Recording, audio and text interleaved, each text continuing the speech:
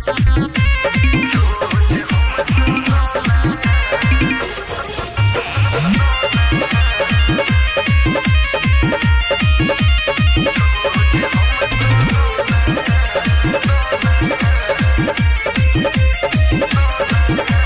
कहनी तो बेकार का देलू हो, दिलू एक बेर देख परी का देलू हो।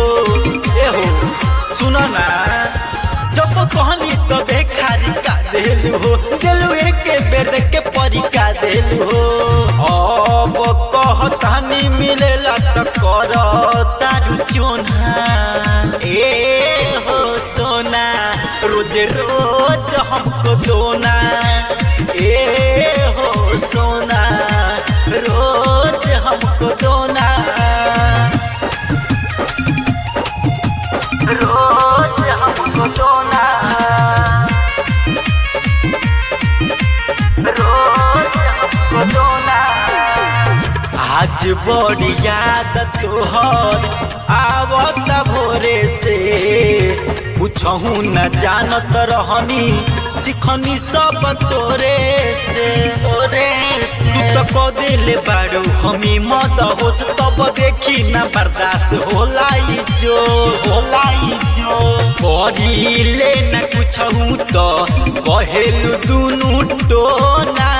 ए हो सोना रोज रोज हमको दोना।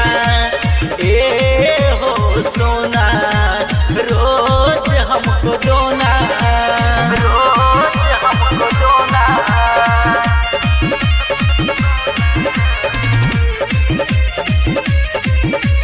रोज हमको दोना।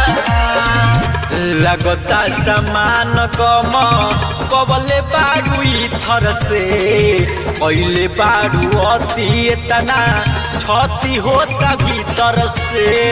कहे जाए कर प्रेमी आजादी विकास, जम सोचले बानी ओ पूरा दनया।